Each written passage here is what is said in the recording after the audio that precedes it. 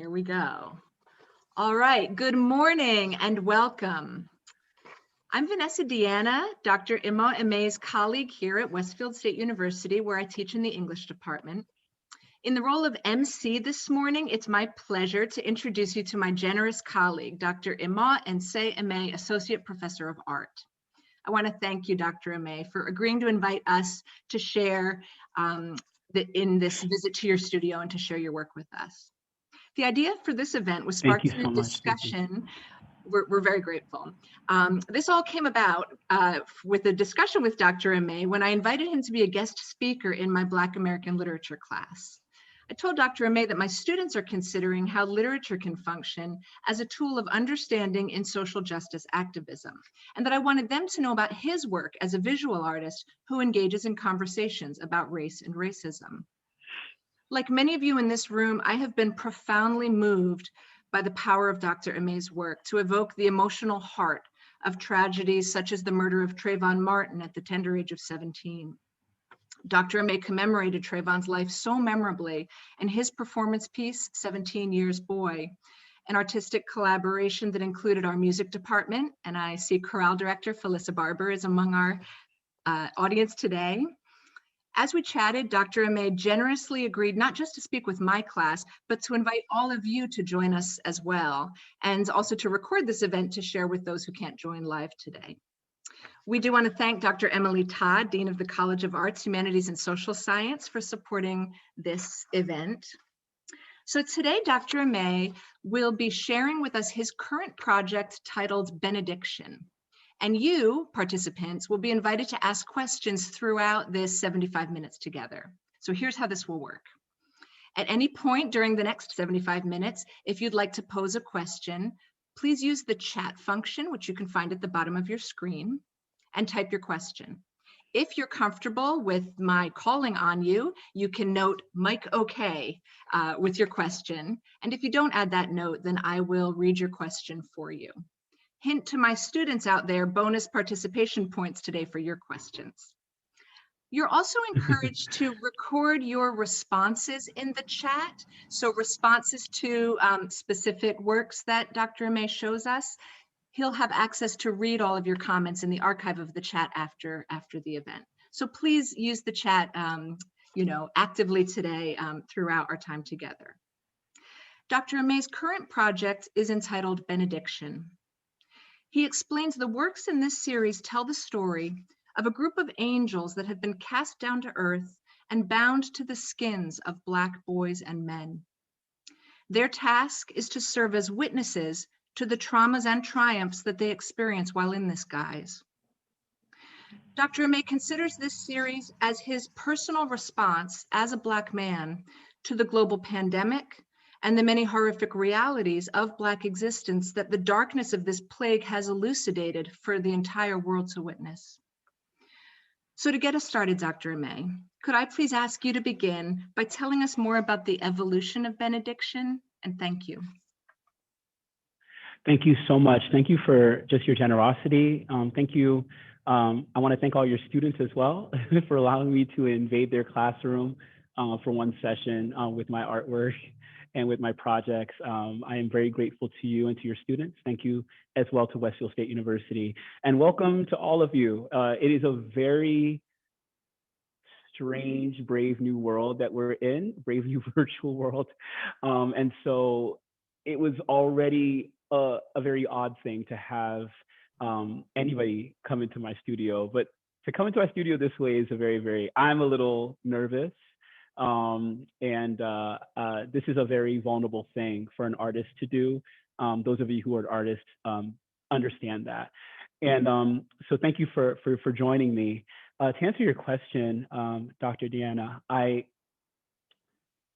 the project Benediction is something that in many ways is still in the process of evolving.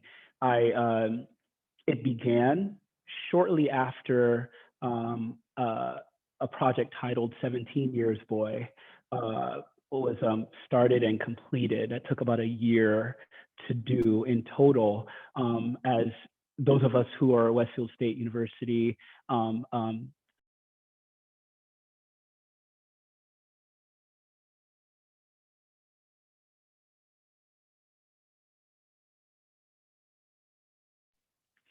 Okay.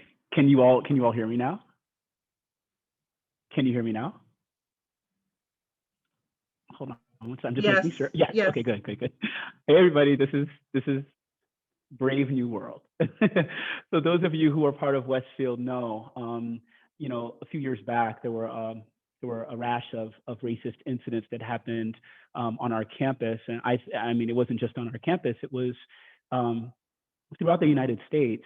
I won't say that it was connected to the election of Donald Trump and a various set of things that happened after he was elected, but you could probably write an essay about that, drawing connections. And so um, I chose to respond to the incidents with a trip into like a historical analysis as an art historian and as a visual artist. And I did an installation, a 17-hour project that remembered the life and death of Trayvon Martin with images, sounds, and words. And with the help of the art department and the music department and the English department and a number of other departments, we put together this multidisciplinary installation that commemorated Trayvon Martin and also talked about this ongoing pesky problem with American violent racism. And soon after that, I believe that the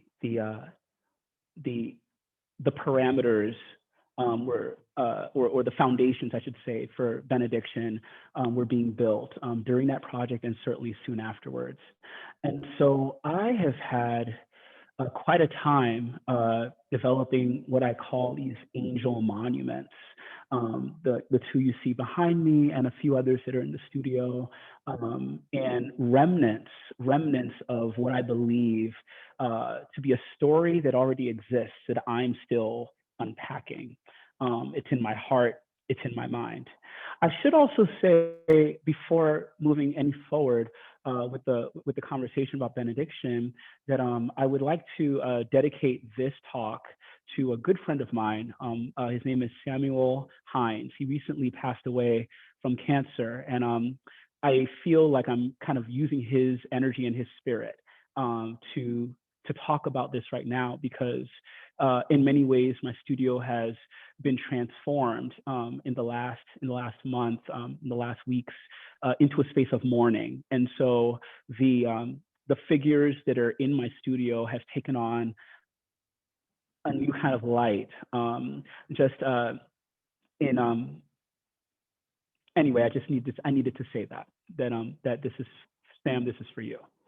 So this project starts out with the remnants of a canvas that was destroyed during an installation at Westfield State University, destroyed on purpose, ceremonially destroyed. And these characters start popping up in my mind. And the angels in my mind are these monumental beings, like the ones you see behind me, who not by their own choice are cast down from heaven and kind of burdened in a way with the flesh, the skin, the bones, the memories, the experiences of Black and brown boys in the United States and around the world, as a way of them being able to serve as witnesses to what we are experiencing here.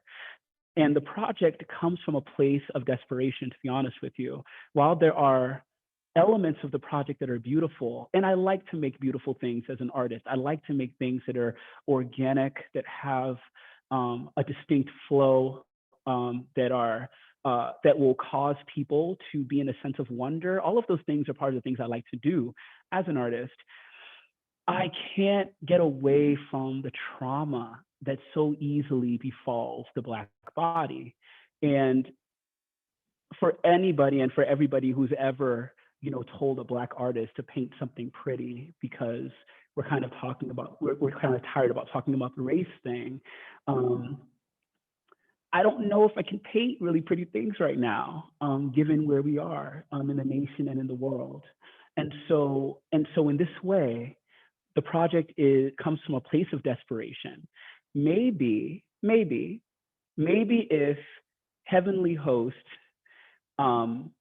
lived among us, you know, and looked like us, and behaved like us, and felt everything that we feel, maybe they could report for us. Maybe my prayers aren't reaching the Lord. And I say this as a Black man, but I say this as a man of faith. I say this as a Christian man. Just in the past year, the amount of grief, the amount of sadness, profound sadness that I felt, not just because of the deaths in the pandemic, but because of what appears to be a casual stance when it comes to protecting Black people. It's a profound sadness that causes these images to exist, even though they're framed by something inherently beautiful. And I don't want that to be lost. I think those two things can exist at the same time in this kind of conversation. I think that we can exorcise a profound sadness while exclaiming the beauty of something. And I think that you can find beauty in profound sadness, in the exorcism of it. And so that's sort of where I am with this project. It's still growing, and I'm making technical decisions like, do I want wings on the angels? Should angels always have wings, or should they be angels because I called them angels and I'm an artist and I made them, and you can listen to me and you have to take my word for it, right? I don't want the question ever to be lost that these are angels that appear as Black men. I don't want the question to be lost that these are Black men in front of you, right, or angels in the guise of Black men. And I kind of want the confusion of, are these people or are these spiritual beings? I think that adds something useful to the greater conversation about, well, you know, who gets to be deemed a spiritual being? What do they look like? And why can't they look like this, right? And so there's a lot that's already been said there. I'm not sure if I answered your question, Doctor. You're setting the stage, and it's wonderful. Thank you. And I want you to know that folks are sharing their condolences in the chat on the loss of your friend, but also I just want to say thank you for framing, you know, the beginning of our conversation in, you know, the act of mourning, and you know, how an artist, you know, sort of channels the visual in the act of mourning is something that you're doing in this really powerful way that I know we're all moved by and eager to learn more about. So maybe could we ask you to say a little bit about the two that we can see behind you, the figures behind you, and you know, folks by the way are responding to your language of exorcism, you know, how exorcism and beauty intersect. So anyway, could you tell us a little more about the figures we can see over your shoulders? Sure. So you get a sense of the scale of them. I'll stand here. I don't know if this. Oh, you can't see this. We can't see the stool. No, you're good. You can't. All right, good. All right. So these are my friends. I'm grateful to my models, one model for both of them. And they have been I'm holding my phone, guys, so that I can actually show detail shots. So bear with me. Where do I begin? These started on the floor. So these larger images that I'm making they're on, I know you can't see that from here, but I'm just holding it so you can kind of tell it's canvas that's on the wall, that's pinned to the wall. And I start by making these on the floor. I use a concoction of water, India inks, and charcoals and various things to create the stains that you see behind the images. With this image, I actually started drawing it on the floor and then thought better of it. And with a lot of effort and with the help of another person, hoisted these up onto the wall. And they've kind of been developing. You know, when you go to like you go to a restaurant and the waitress comes by and says, are you still picking at that? Are you still eating that? Like, yeah, I'm still picking at that. You can come back. I've been picking away at these images over the last year and a half or so. And so every once in a while, a dramatic change happens to them. But right now they're here, and I'm letting them sit because I feel like the rest of the project is going to inform how I finish these. And so I'm, for those of you who are not artists, this is sometimes how artists think. And if you're blessed with a space like the one I have, and I really do see this as a blessing, you can leave things up and go and work on other things. And so I literally am working on like 10 or 12 different pieces at the same time in the studio. I am not lying. I really need to finish one of these things. Just one needs to be finished. But one informs the next, and so on and so forth. I will switch over now, Dr. Diana, if you're able to. All right, give me 1 second, guys. Nope, don't join audio. Oh, now you're looking at my stool, which is not. There's the stool. Sorry. That's my stool. That's my stool, everybody. Here, can you see this clearly, Dr. Diana? Yes, looks great. I just wanted to give everyone a little bit more of a close-up of what I'm working on. Like when I started this on the floor, this face started on the floor here. And you know, it was really the whole idea of working on the floor. There was something really cool and sexy about it. I was like, oh, wow, I'm laying on the canvas and I'm working on it. And I was like, you know, this is not working, because I kept messing the canvas up every time I would get up. And so I put it up on the wall, and that gave me a way to really see better. But I just wanted to give you a close up. This image was the bane of my existence because I drew it upside down. And so I was working from a source, and it was just a tough image to create because it's an upside down figure, and I'm not used to doing that. But I had a lot of fun, and I'm still developing it. A good friend that I really trust told me to be careful about how much I develop that hand and that arm up there, because you can overdo something. And right now, as a work that is, this work may be complete, and I'm trying to make sure that I don't overdo it, because I have overdone images before. And those of you who are sitting in those art classes, some of you have messed up an image because you did too much to it. And so I'm trying to be careful. The twin to this image here is this one. I don't believe this one is done yet.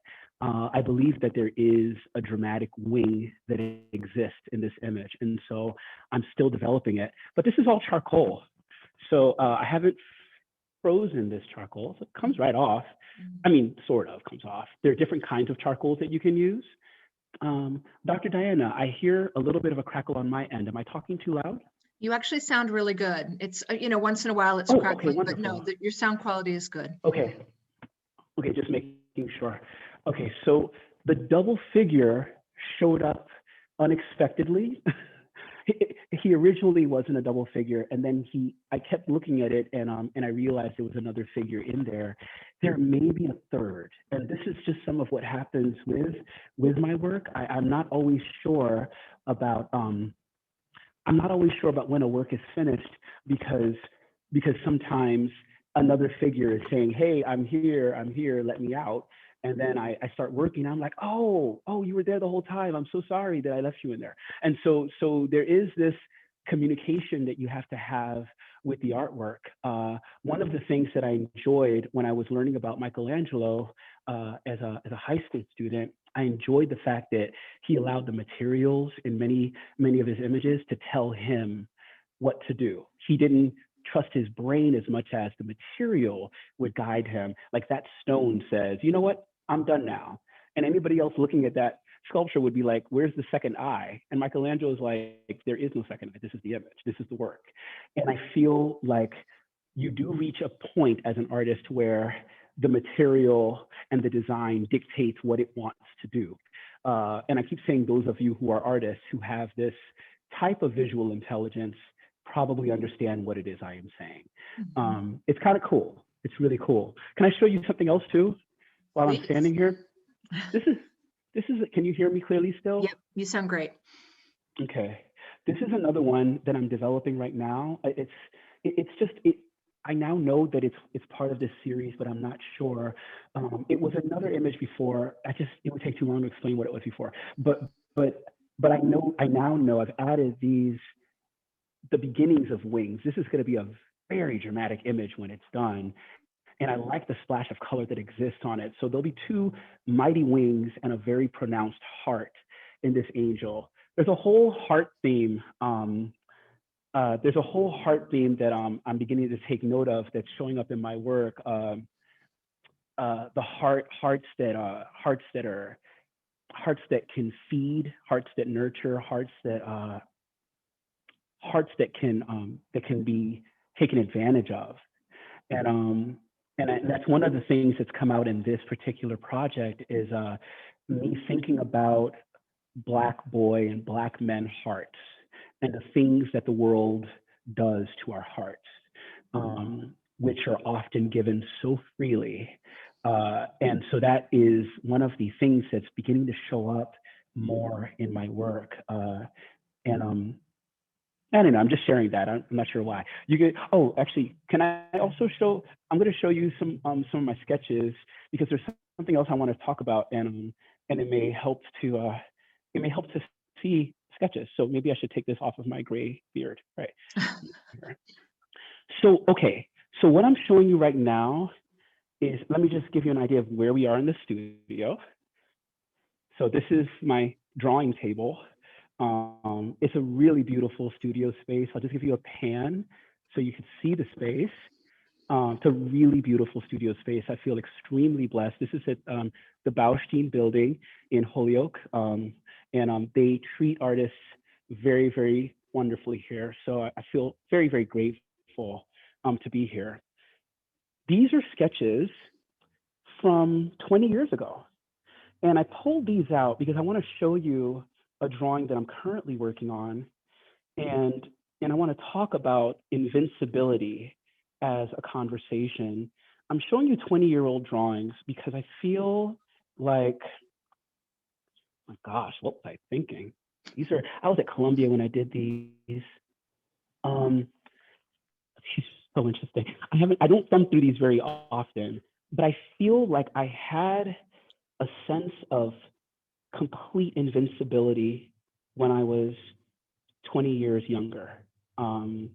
Right out of high school, throughout my my college days of making art, you couldn't tell me nothing about nothing. Like when I took up a pencil, I decided what was going to happen. If you locked me in a room with any material, I would decide. You know, there was never a fear of creating. This is a really cool one. I'm looking at this now. I'm like, I want to recreate this. But if you can look at the lines and tell, it wasn't done with a lot of pencil. It was just like quickly done. You know, I don't. It's a high heel. I'm not sure what that was about. But you know, these are really, really great renderings. You know, and I feel like the institutions. I feel like I've become institutionalized as an artist. I feel like, oh wow, look at this. This is straight up Columbia University. I was like 20 when I did this, 21 maybe. And I feel like I don't have this boldness anymore with my drawings.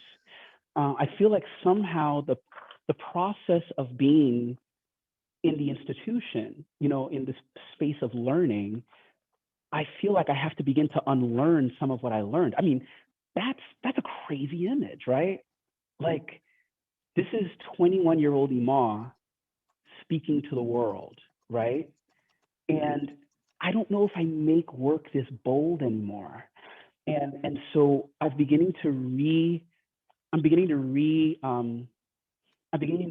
go back to my old sketches as a way of as a way of not recapturing my youth. I mean, that's not what I'm trying to do, but I want that sense of invincibility that I used to have, that feeling that as an artist, if I jump off a cliff, I will draw wings, from my back and I'll soar. Like that's what would happen if I jumped off a cliff. I wouldn't fall. And I have so much fear right now that has accrued over years as an artist. And anyway, that's why I'm sharing this with you. There's some cool drawings in here too. I'm looking in there. I'm like, wow, look at this. I was really on it, And look at that. I don't draw like this anymore. And so anyway, it's not like I'm not airing grievances as much as I'm just kind of thinking through something. So now I want to show you. Now you can put me on the regular screen. I will. And can I let you know while we're doing our spotlight switch that some questions are emerging as you were bringing us through to your sketchbook and from your initial images you were showing us. Felissa Barber was noticing that when you talked about the double figure emerging, she was reminded of 17 Years Boy as well, and wanted to ask you whether this is clearly a thing that happens in your work. So Dr. Barber wanted to ask, does each figure represent a specific feeling or personality? That happens.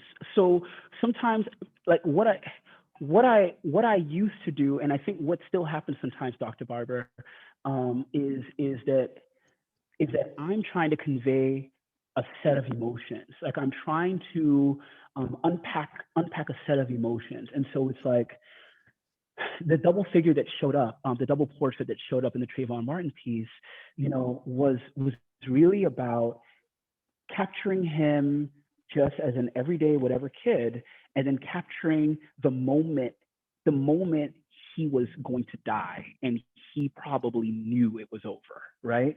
Like if there was a way to capture not what he looked like, but the actual feeling of horror, that's what the second image was for. And I like the fact that it was inlaid into the first image in such a way that you couldn't immediately see the second image. Like you could appreciate the entire artwork and be like, oh my gosh, this is so, oh my God, what is that? That's that moment where the second figure can be an entity in and of itself, but somehow works as an entire unit to create a balanced design.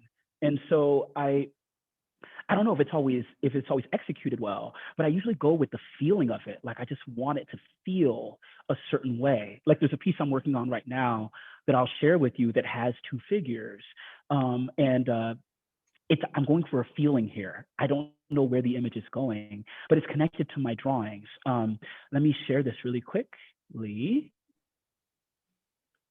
Thank you guys for bearing with our technology here. We are all in it. So this is a drawing that I started. This is a 2021 drawing. I started this drawing the day before my friend Sam was buried. And so I know that this is a mourning drawing. I know that's what it is. It's a drawing of mourning. I know that. That's what my space was. That's what it was. That's what it has been. And I'm showing this to you to show you, number one, you see me picking up that green crayon again. This is a big drawing, but I was like, you know what? I'm just not going to be afraid in 2021.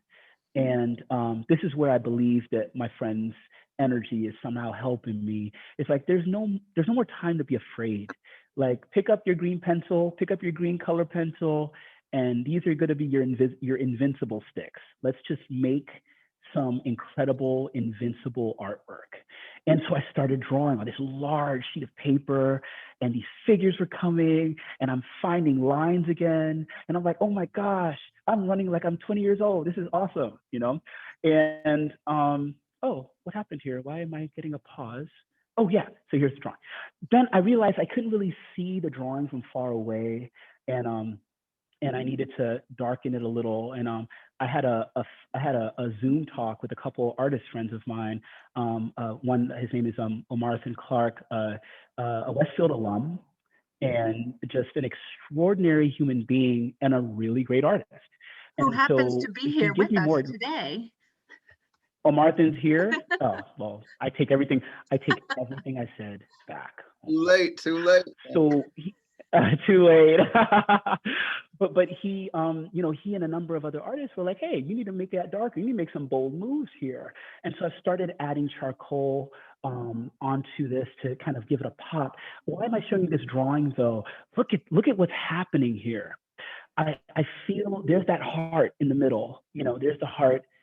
I know it doesn't look like an anatomical heart, but I'm telling you it's a heart. And I believe that this is I believe the title of this work is Heart Garden. I'm interested in these things that happen with our hearts. At this time of mourning, I was thinking about how much Sam freely put out to the world, and how those things turn into something new. They're seeds for other people. And so I'm beginning to see these hearts potentially showing up in different ways in the works, hearts that have roots and tendrils and not just capillaries, but veins that connect to other worlds and other forms of nature that explode outward and that create new things that are not just to keep the body proper, alive, but they actually give life to others. And so I have a feeling, and again, all of these things are organic. Like my friend passed away and exploding hearts are happening in my studio now. And I have a feeling that the project Benediction will be completed somehow with this motif.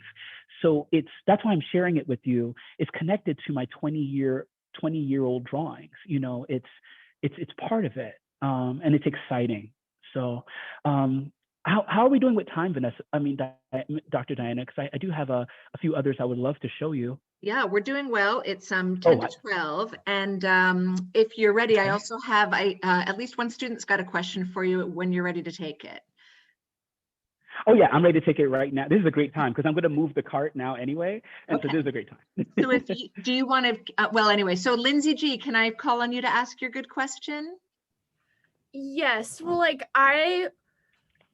don't know if this is now kind of thinking about it, be good in question form. It's kind of more of a statement that you can reiterate on. But your images from your sketchbook that years and years ago, you had an image of someone I don't know how to not make this sound morbid, but kind of hanging themselves, and it kind of relates to mental health. Do you think that society has changed your perspective on art and how you produce it? Because I feel an image that, if that was shown now, it could really bring up more serious conversations that need to happen, I feel like. Right. Okay. Thank you so much for your question. I probably should have given that image some context. It's actually that image. It wasn't, he didn't do that to himself. So it was done to him.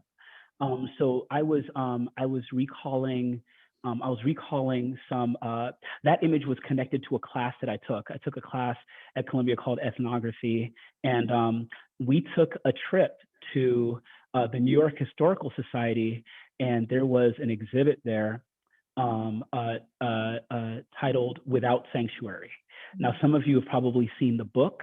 There, if you type in Without Sanctuary online, you will find the website with a video, and that will explain that image. But it was my first, I knew that these things had happened. I knew that there was this troubled past with American lynching that nobody talked about. I did not understand the gravity of it until I got to college and I took that specific class.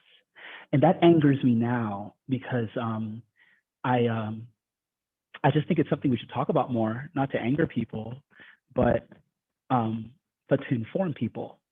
It is interesting that you bring up the idea of mental health. I do feel that in a lot of ways, I'm so sorry that I'm being so specific, but there isn't any more time to not be specific in my world. I feel like there is a kind of PTSD and trauma within my community, within, among my people. And I don't feel like that is ever fairly addressed. So mental health, I think the people who should be at the front line for access to deal with mental health, I believe Black people, Black mothers, Black fathers, people who've been falsely imprisoned. I feel very strongly about this, and so there is this.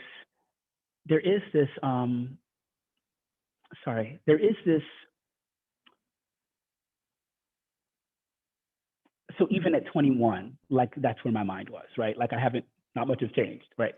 So I feel like what I'm doing now in many ways echoes what I've been working on. I don't think I've really changed my tune too much. Now to kind of address your question more, I don't know how as an artist, I don't know if what I'm doing as an artist helps, mental health. I don't know if that's what I would be doing art for. I do feel like a big part of what our nation needs is to be better informed. And I feel like the little platform that God's given me, I feel like I need to use that platform to make people as informed as possible about the things that are still going on, So, I have to tell you, like, I cannot divorce the things I'm working on in my studio from what we're seeing, in our nation today and around the world. I can't divorce them. To a lot of white people who were watching, Insurrection Day on January 6th, it was like a group of white people who were acting, we're just acting belligerent and Black people saw that very differently. We saw gallows being erected on the outside of a building that is supposed to represent freedom for everybody. We saw gallows, like, I can't unsee that. I don't know what to do with that. I need mental health. I don't know what to do with that. And so I think for me, there is this process when I create here. It is a process of mourning. I don't want you all to think like it's all like depressing in my studio. Like, look, I put music on, I dance and sing and all that other stuff. Like, let me be clear. When you're making art, you're making art. Art is art. But the pushing out of these images, it comes from a very, very deep and personal space. And I would like to think that, again, with the little platform that I have, that I'm making the world around me a little bit more informed, one image at a time. If they sell, that's always a nice thing. People who've collected my work, the first thing they know about me is I didn't make this to sell it. Like, you really don't have to collect it. I'm okay. I have a job. I'm fine. But does this do something? I also believe, by the way, that everything we create does something in the heavenlies. I don't think that what we create, like the songs we sing, the essays we write, I don't think these things just kind of float around like here. I think that they do something in the atmosphere. And so I've drawn lines that nobody will ever see that I believe are having an impact, because I believe that each line means something in that way. And so it again, I probably strayed very far from your question, but this is how I think about these, the process of creating, my history of creating, and what I hope to do in the future.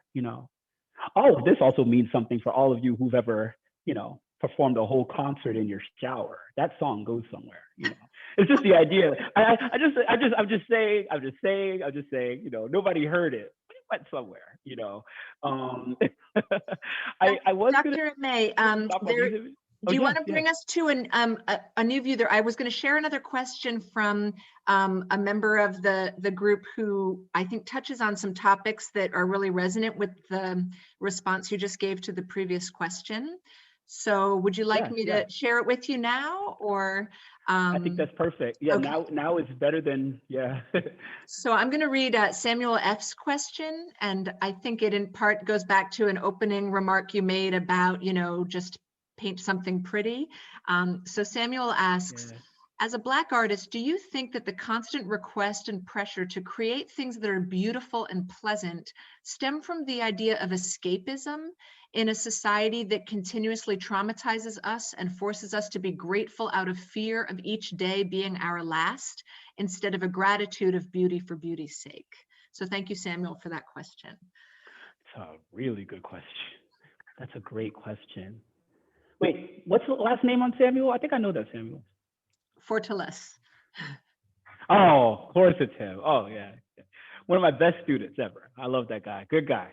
Samuel, I'm glad you're here. Well, you asked that question knowing what I was going to say. So yes, I do think that that is the issue, Sam. I think that I guess I'm perplexed by how difficult it is for people to deal with truths that are inconvenient, or for people to deal with, like, to kind of look at raw history in the face. I'm surprised at how challenging that is for people, and I do think that there is this way that a white dominant culture prefers to sanitize. It's like, okay, all right, all right, we know, all right, George Floyd, 9 minutes, we get it. But, to be sure, I mean, he did do drugs, I'm not saying that's why. I'm just saying there's this way of negotiating. And I'm like, what are we negotiating right now? How are we negotiating this? So for me, a lot of you are too young to remember this. I'm hoping I don't mess his name up. What's his name? His last name Bird, the guy, the journalist who was beheaded by Al Qaeda. I believe it was in 2003. And I know this because I remember where I was. I was a first-year graduate student, and I remember this awful. The video was circulating. I didn't watch the video, but the internet wasn't what it was like. It's not.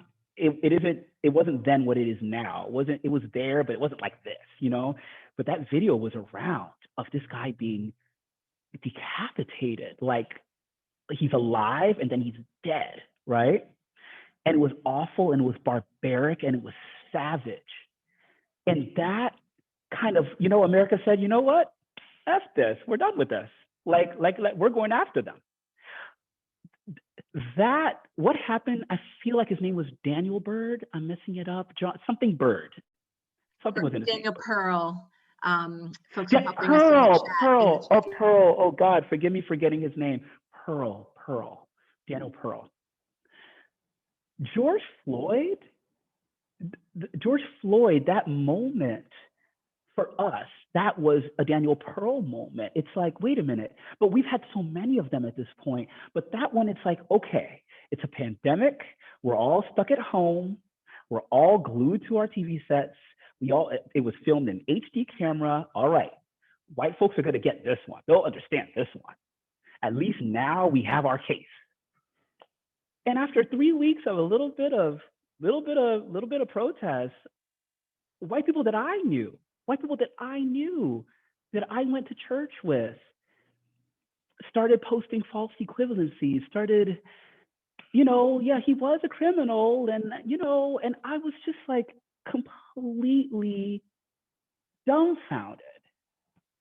And so there is this way that we want to make this a more digestible conversation, for white society. And I just don't know if we should ever be in a place as Black people where we allow that to be the standard anymore. After that video, look, for me, it was Trayvon Martin. I just have never gotten past his case. But after that video of George Floyd, I don't know what else to do. So what else do white folk want to see? to convince them, that there's a problem.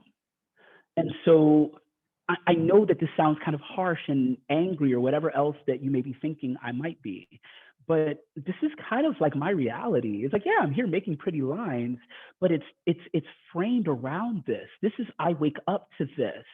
I wake up to this. And it isn't something that I feel is going away anytime soon. And so here we are, so I make really large images of Black men, who are angels, in hopes that these experiences that these large beings have, translate into prayers that actually break the clouds of heaven, because Black people are screaming and it doesn't look like there's any help in sight. And that is frustrating, I do want to show you another image. Is that okay? All right. This one here is I'm going to tell you that right now. This one here has been the bane of my existence. It's a frustrating work for a number of reasons. Oh, we have the tape here already. I forgot. Yeah, tape is right here. There we go. All right, so it's this one here. I've posted some pictures to it. Let me change the screen. I have to change the video settings, guys. Thanks for bearing with me. All right, let's see this here. This should look a little better. I will look a lot darker now, which is okay. But I want you to be able to see this. So it's a large image. I use a ladder for this one. And Dr. Diana, just let me know if I'm crackling too much. This is where we had some problems before. So the image itself is, when I first got this idea for the Benediction series, what I saw were things buried in the ground. And I saw, here's the idea, and it's hard to capture this in words. What I thought was that there are things that are buried in the ground that have a temporary stay there, that need to get out, okay? And the ground becomes almost like a womb of sorts. The ground in one instance is a womb, but in another instance, it's the site of a crime, right? And there are things that were buried there that need to kind of be revived, okay? And so the angels, a number of the angels in the series are kind of close to the ground, or kneeling on the ground, or listening to the ground. They can hear something that we can't. What I'm trying to do, the way the series I believe is completed, is with music. And so there is one image I've created where I actually wrote a song for the image. The image is completed with a song. This is not that image, but I'm just giving you an idea of how I'm thinking about the series. And so it is important that they are monumental figures, they're large scale, and that there is a visible ground with some of them. What I am not sure yet is how detailed I'm going to be going, beneath the ground with the images. Dr. Diana, I'm going to ask you to give me my detail shot, and I'll just show a little bit here. All right, so here, I'm still working on it. This foot killed me. The foot right now is still a geometric shape because I'm just not sure where to place it. I'll tell you something. I use a source for this work, and I am using a source for this work, but you can't trust sources all the time. And I can already sense any art teachers in the room nodding your heads knowingly. You can't always trust sources. So the source for this original image has a background, there's a window in the background, there are all kinds of things going on in the background, and a foreground and whatnot. And so when you rob the image of all of these references around it and just use your figure, well, you have to edit your figure because the photograph no longer makes sense. And so when I drew this to scale, when I drew this exactly as I saw it, my drawing had all kinds of problems. His head was too big, his legs were too small, all kinds of things happened. So I had to edit this figure in order to fit the frame in order to fit a canvas that has no reference around it. You get me? So it's like I had to make the head smaller. I've just been editing and editing and editing. Let me show you. So you can see the lines here. I was like, oh, this is where the body is. And then I would step back and I'd be like, oh, shoot, that's wrong. And I have to go back up. And this is climbing ladders and everything else. That the head, oh God, this thing was so much work. And it's not over.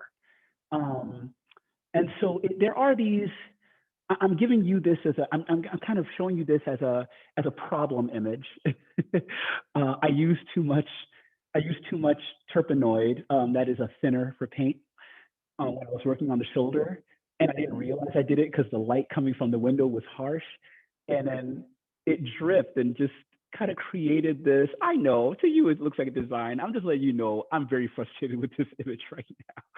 So all these things that I may have to edit in or edit out, but I am enjoying what he's doing right now as an incomplete work. It's almost done. I just am not sure. I thought about putting very dramatic wings on him, but right now it's doing something so powerful as is. I'm just not certain how to move forward. Dr. Diana, if there are any more questions, I'll take them now, and I'm just gonna turn the card around. I'll change the spotlight out and say that you're getting a lot of words of appreciation in the Feedback? chat, so I'm excited to share the archive Oh. with you after, and I'll Oh, share. thanks. I see a question from Shane that I'll ask you now. Shane G asks, does reality elicit your imaginative perspective as well as perception to your artistic expression? And if so, how does your art in turn tell the story to change that negative narrative? So, oh, that's a loaded question. It's a lot. So I'll give you one more. Does reality elicit your imaginative perspective as well as perception to your artistic expression? And if so, how does your art in turn tell the story to change that negative narrative? Okay, without repeating myself, the answer is yes. I don't know if I make without the reality, so it's very rare for me to walk into a space and just draw lines and then just make something just to make something. But it's nice when that happens. It's nice when every once in a while I do some exercises where I'll just draw a shape on a sheet of paper, and then I'll just let whatever's going to come out of that shape come out, whatever it comes out. Now, it usually ends up being something that's connected to my reality. But sometimes you get surprised. Sometimes it's like a frog, or I'm like, well, what's that about? Like, where did that come from? And so like with that image that I made there, the big drawing I was sharing with you, with the heart, the exploding heart, hearts have been in my work, but I wasn't expecting a heart to be exploding out of somebody's chest, but all I could think about at that time was, this is where I am right now. Like, where does this grief go? And this is what he was. He was this person that gave so much. And so it's like, he's gone, he's passed. And the things he gave came from his heart, and they're here, and I'm living his gifts, and now I'm grieving, and my heart is, so that was unexpected, right? And so now, whether or not it gives me the energy or the motivation to change anything, I'm not sure if I try to change reality with my work. I think I like the idea of documenting it, but I also like the imaginative flow of playing around with alternate realities and making things up. And I think that's the fun part about being an artist. Is like, hey, that person has 3 legs. You can't put 3 legs on a person. And I'm like, well, just watch me, and I do it. I'm like, if I can, in my world, there could be a 3-legged person that makes perfect sense. And it's easy. I feel like that's where the institution kind of pressed me a little more and said, no, do it this way. And I'm, the 20-year-old me is like, no, put 3 eyes on that girl. Why should I put 3 eyes on that girl? Older Imo asks younger Imo. Younger Imo is like, because she looks prettier with 3 eyes. That's it. And so sometimes you'll see a three-eyed girl. So I, I wish I could say I'm making this up, but I'm not. So this is just how it goes sometimes. I don't know if that answers your question, Shane, but yeah, I'll take another one if there's another one, if there is. If there are a lot of observations in the chat about ways in which your multiple overlapping images are sort of working to Yeah. reinforce,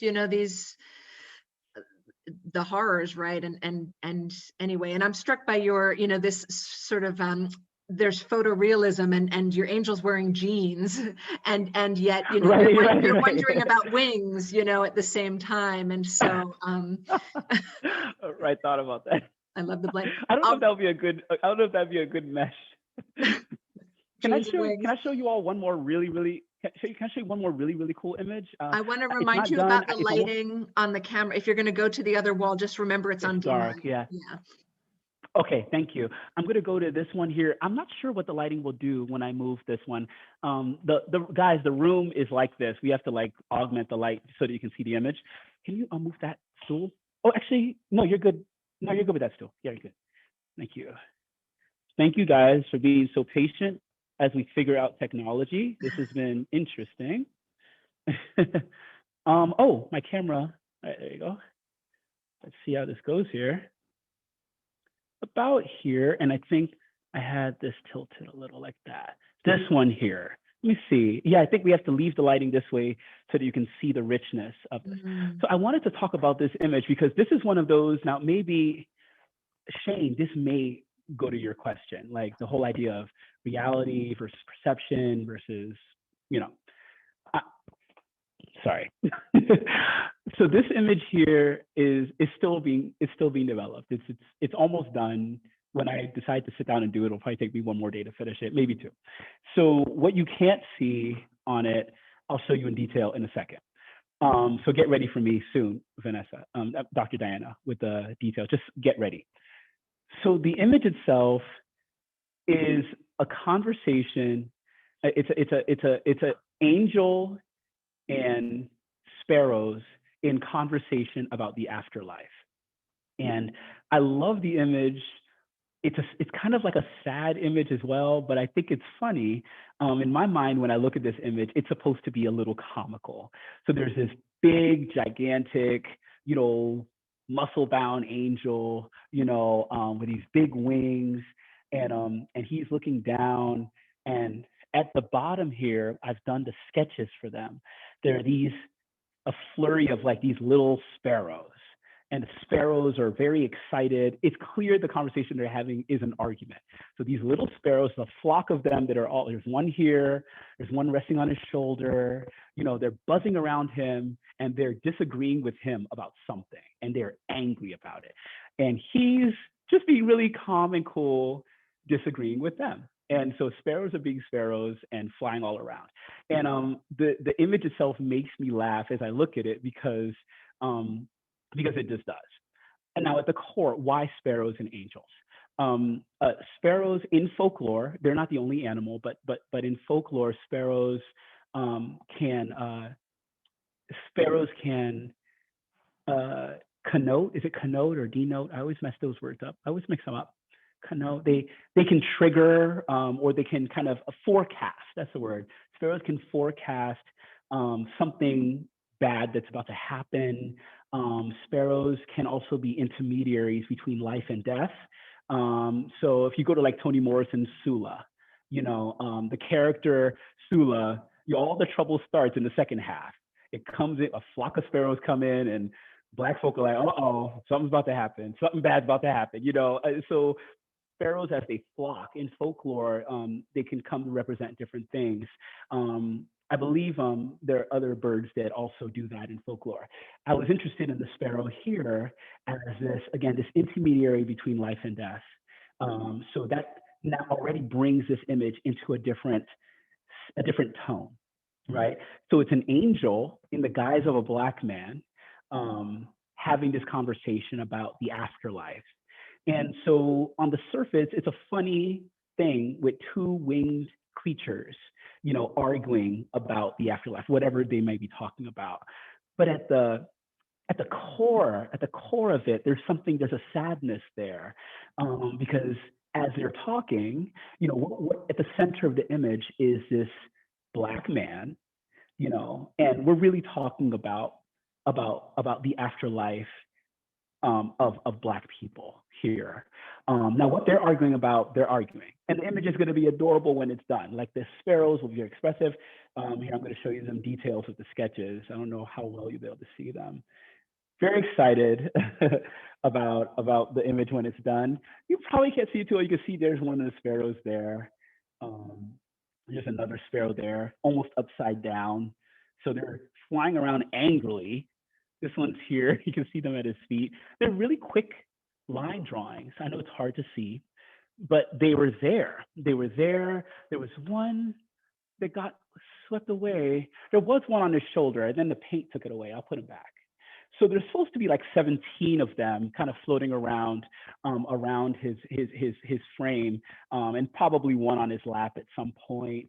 The image itself, it has the potential to be very comical, while being grand at the same time. So it feels a little bit different from the other images in the room. And so I just wanted to share this with you. So Dr. Diana, I'm gonna move the cart to its final position, and then I will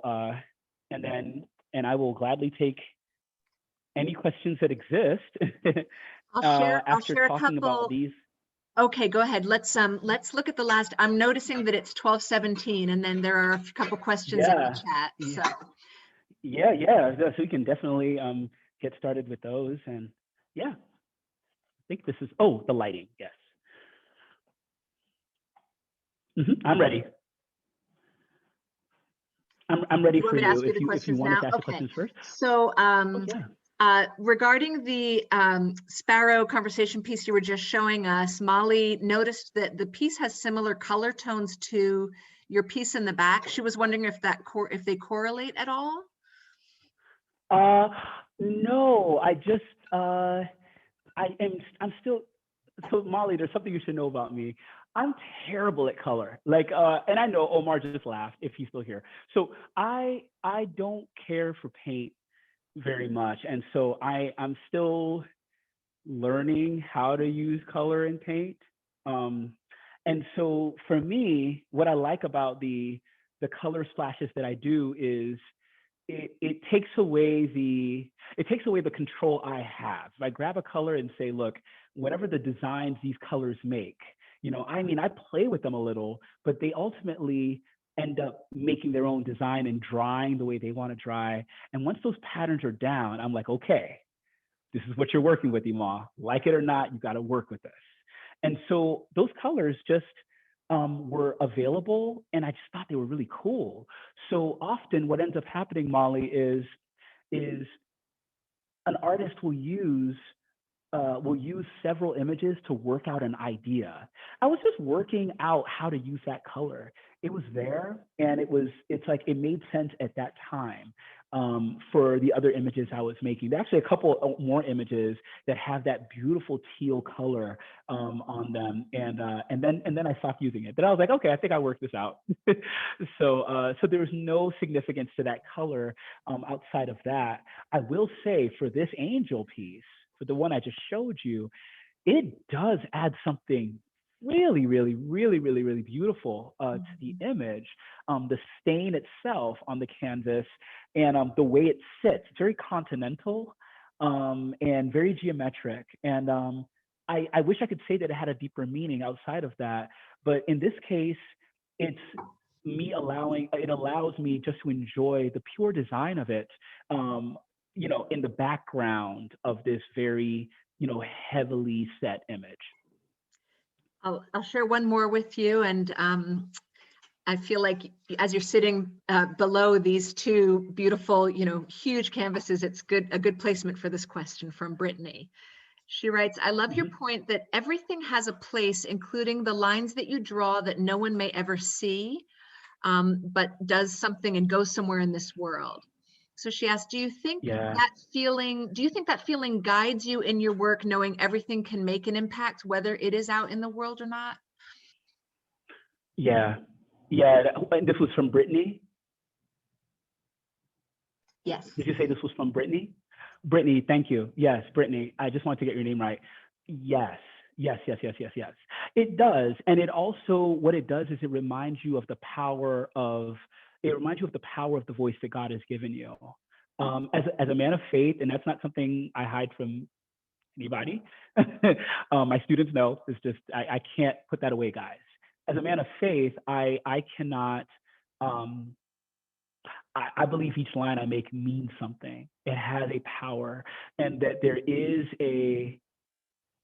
that means that you have a responsibility. It also means that the lines that I can make can be abused. You can misuse them. Um, you can harm people with them. Uh, you can bless and you can curse with them. And so I do believe that there are things I've written for people that I never mailed off to them. And I did drawings on them. I read them years later and I was like, oh my gosh, I really should have mailed this off. This really would have blessed this person. But somehow I feel like even though the prayer was made in line and in text, and so the prayer did bless the people, they just didn't get the really cool artwork with it, you know? And so, I absolutely believe that I believe that the lines are resonant in the ways that prayers can be, and that they go somewhere and they cut the air, and they stain the atmosphere, and they make inscriptions onto people and onto spaces. And so, yeah, I take that part seriously. And I'll share one more with you that I think works well as you sit below these two that involve color. And we think back to the first two charcoal pieces that you started us with. So I'll share Catherine's question. She wrote, in your first image you showed us, you had mentioned that the images were made from charcoal. In your sketches and other pieces, it seems like you used other resources, other materials. Do you find yourself using different types of canvases and resources to convey different emotions? That's such a good question. That's such a good question. That's such a good question. I don't think I use, I was going to say no, but I think yes. Let me explain. So I feel like, okay, I'm in this moment right now of stress, of sadness, because I am. And my first inclination was to grab something I could draw with, not a paintbrush, something I could draw with, right? Like grab a stylus, a pencil, crayon. I was like, I want to take a crayon and draw on paper on the walls. I want to be 5 years old again. And so for me, the materials do offer a way for me to deal with where I am emotionally. They do. I feel powerful when I draw. I don't feel powerful when I paint. Paint, I still feel like it's a skill I'm developing, but I feel I could draw anything, and a lot of people feel like it might be the same thing. I just don't feel the same way with paint. I feel like when I'm drawing with something like a charcoal or a pencil, or especially like a wax crayon, oh man, that's just put a cape on me. Put a cape on me. Like, what do you want? What do you want solved? I'll solve it right now. I'll solve it in a drawing.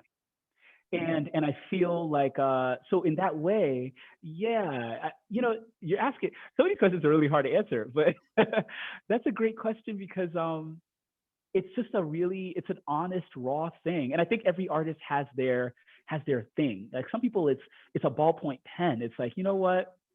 I can change your life with a ballpoint pen. I know artists like that. They do these amazing other things, but give them a ballpoint pen. You really want to see what they can do. Go look at their sketchbook. Let me just let you guys know this as well. If you have artist friends, if you can collect their sketches, collect their sketches. That's the stuff, if you really want to know what's going on in their brains, don't look for the final polished, oh, it's 8 feet tall and blah, blah, blah. I mean, that's nice too. Collect their sketches. That's where the honest work is. The most honest, the sincere stuff. I know that's where it is for me. These two pieces that are behind me, just to close, I just 5 minutes, wanted to let you know. 5 minutes. I'm just going to end here, actually, probably in a minute, and then any other questions we may have. These series feel like the signature of the Benediction series right now. This angel on my right, on your left, is the angel. I think it's just called angel landing, and the angel on my left is I believe I titled it the cries of our brother's blood, and so this idea of listening in the ground for the blood that's been shed, like my brother's blood is still, it's soaking the ground. Like I know something happened here, and I want to know more of the story. So the big question is, what is in the ground? You know, what are they listening for? And I think that for me, that's the big question for me. I don't know how to finish these pieces. They may be done. I think they're done, but I keep going back and forth, you know, because I don't know if something needs to be illustrated. Like, yes, this is what's under the ground. But clearly from our conversation today, there's so many things that could be in the ground, right? There's so many things that are buried, that are latent, that they can hear that we can't. And so many things that deserve resuscitation, so many things that deserve to be resurrected, you know, and so many memories that deserve to be brought back.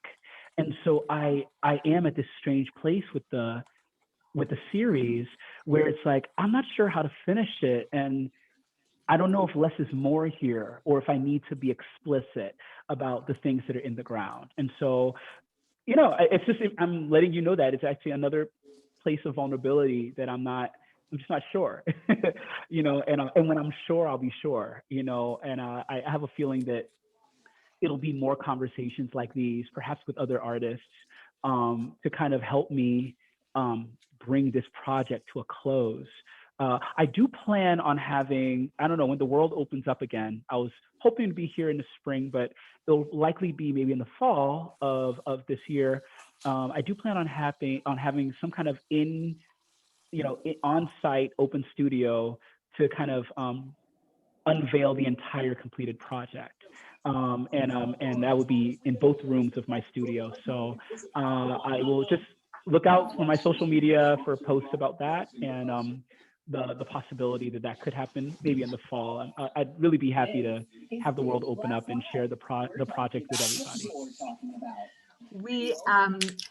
I know we are coming up on time, and if someone could mute, yeah, there's a little background noise. But we do look forward to the day when we can visit your studio in person, Dr. Imeh, and celebrate in 3D you and your work.